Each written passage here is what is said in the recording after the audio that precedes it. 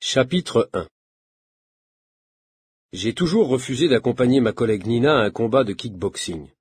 Mais cette fois, je ne trouve pas d'excuse. C'est dimanche, il est 15 heures, et Nina me demande de la conduire et d'assister à son combat. Nina, tu ne comprends pas. Le kickboxing est un sport violent. Je ne veux pas voir ça. Je déteste la violence. Ne t'inquiète pas. Tu sais, pour l'instant, je fais seulement du light contact. Ce n'est pas encore du full contact. Tu sais très bien que je suis très mauvais en anglais. Qu'est-ce que ça veut dire, tout ça? Eh bien, ça veut dire que je touche à peine mon adversaire. Ce qui compte, c'est le mouvement. Et tes adversaires, hein? Comment tu peux être sûr qu'elles contrôlent leur mouvement? Je ne veux pas assister à un combat de Nina. Je déteste les arts martiaux. Surtout quand ce sont des femmes qui les pratiquent. Et surtout quand c'est Nina. J'ai peur pour elle, mais comment lui dire ça? Mon portable sonne. C'est le patron qui m'appelle. Nous avons une possibilité d'interviewer Aloha, la chanteuse et ex-top modèle. Aloha est en visite surprise à Bruxelles, et La Vie est le seul magazine à le savoir. Voilà une bonne excuse pour moi. Désolé, Nina, tu me montreras ton talent au combat un autre jour. Le travail m'appelle. Tu sais, Alex, tu t'inquiètes pour moi, mais moi je m'inquiète pour toi. Tu travailles trop. Ciao, Nina, bonne chance. J'ai 15 minutes pour traverser la ville. À moto, pas de problème. Chapitre 2. Je gare ma moto devant la porte de l'hôtel Président, juste au moment où Aloha sort d'un taxi. Il pleut, mais elle porte des lunettes de soleil. Qu'est-ce que la plus belle chanteuse du monde vient faire à Bruxelles sans avertir personne? Mystère. J'essaie de l'approcher, de lui parler, mais elle pénètre sans dire un mot dans le hall de l'hôtel, puis disparaît dans l'ascenseur. Elle n'a jamais accordé de véritable interview aux journalistes, depuis qu'elle est entrée dans la chanson comme auteur-compositeur. J'insiste, mais les réceptionnistes de l'hôtel me poussent vers la sortie. Ce n'est pas la première fois que ça m'arrive de me déplacer inutilement, et ce ne sera pas la dernière. Ça fait partie du boulot. Alors, pour perdre un minimum de temps, je me déplace à moto, je passe entre les voitures. Parfois, c'est dangereux, mais c'est moins stressant que de passer des heures dans les bouchons. Chapitre 3. Lundi, 9 heures. Je m'assieds à mon bureau, mais je n'ai pas le temps d'allumer mon ordinateur, parce que Jackie, mon collègue, apparaît visiblement très fâché. La machine à café ne fonctionne pas, c'est toujours à moi que ça arrive. C'est incroyable, pour une fois que j'ai besoin d'un café, il n'y en a pas. De toute façon, ce café est très mauvais. Laisse tomber. Je t'invite, on va prendre un vrai café à l'Escale. Allez viens, j'ai exactement une demi-heure avant d'aller voir le patron. J'aime bien Jackie, mais il croit toujours que le monde entier est contre lui, même les machines à café. Au bar l'Escale, on connaît tout le monde. Au moment où on entre, un client s'approche de nous. « Salut les paparazzi! Alors, est-ce que la princesse se marie avec son jardinier cette semaine? Qu'est-ce que vous allez encore inventer, hein? » Salut. Je ne réponds pas à ce genre de provocation, surtout quand ça vient de quelqu'un qui boit de la bière à 9 heures du matin. Nous, on n'a rien à voir avec les paparazzi. On fait des interviews d'acteurs, de chanteurs, on raconte leur vie. C'est normal, ce sont eux qui passionnent les gens.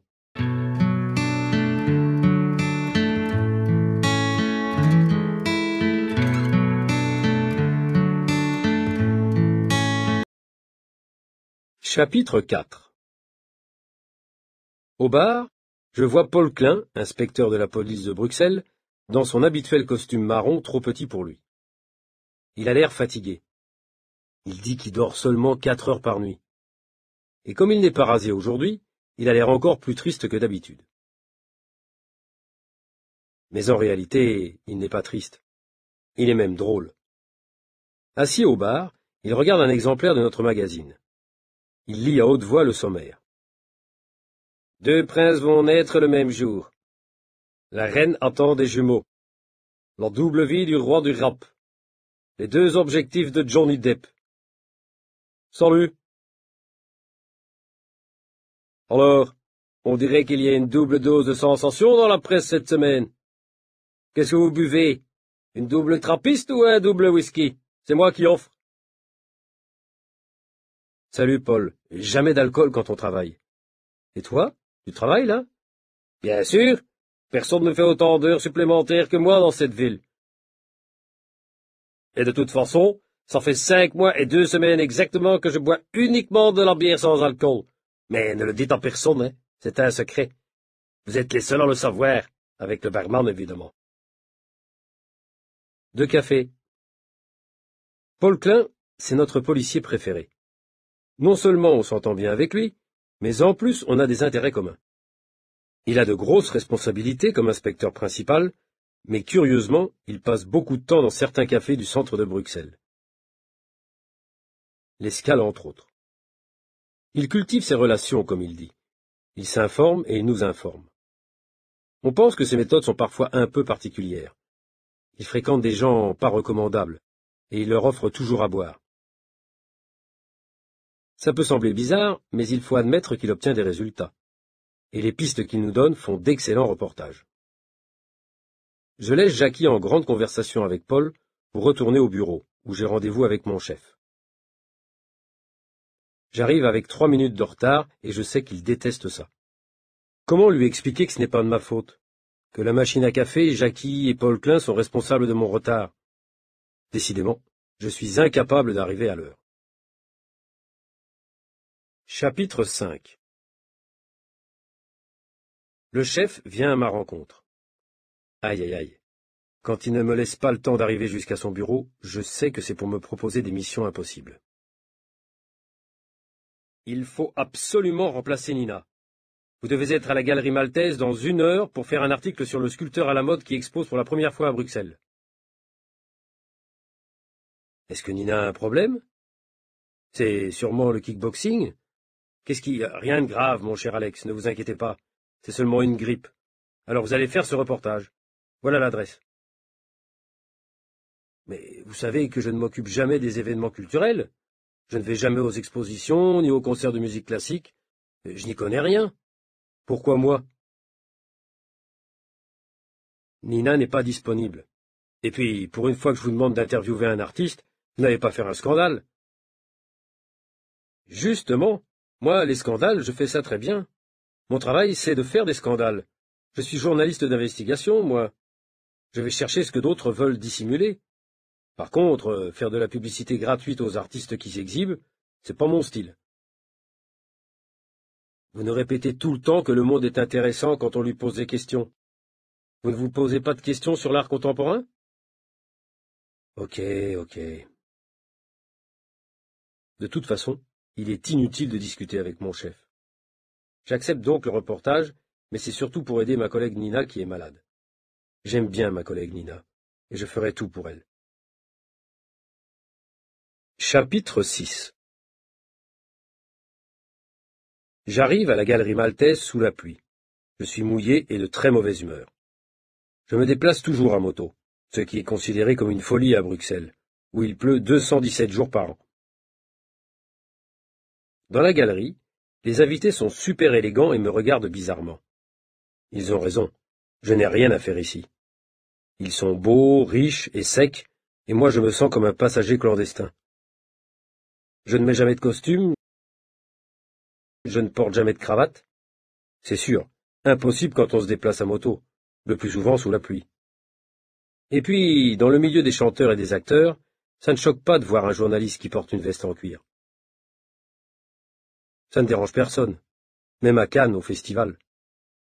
Alors qu'ici, dans cette galerie d'art, je tombe comme un cheveu dans la soupe. Heureusement qu'il y a le buffet avec du champagne et des petits toasts. Parce que sinon, dans la salle d'exposition, il n'y a rien à voir. C'est curieux. Autour de nous, il n'y a pas d'œuvre d'art.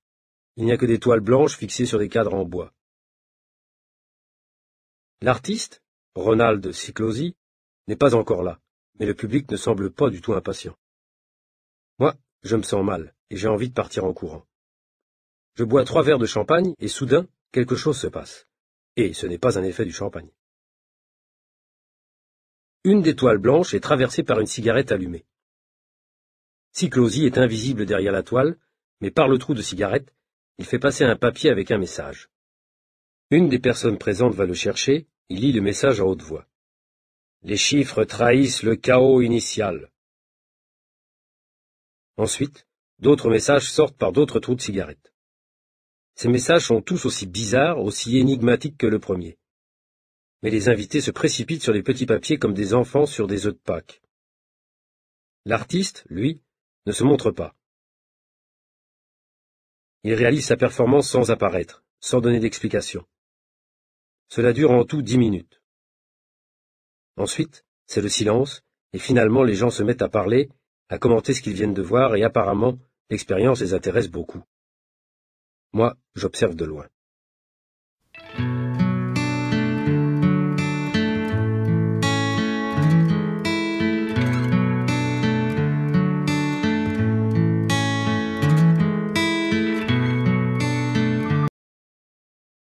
Chapitre 7.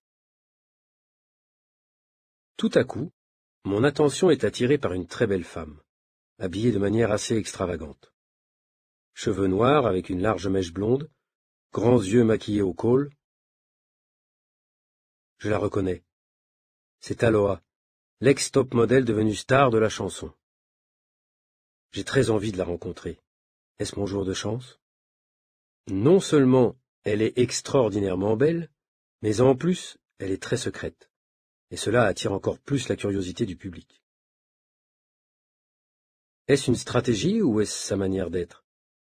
Je veux obtenir une interview, et sans hésiter, je me jette à l'eau. Vous vous intéressez à Ronald Siklosi, Aloha? Oui, beaucoup. Et vous? Pas du tout. Je suis ici par obligation.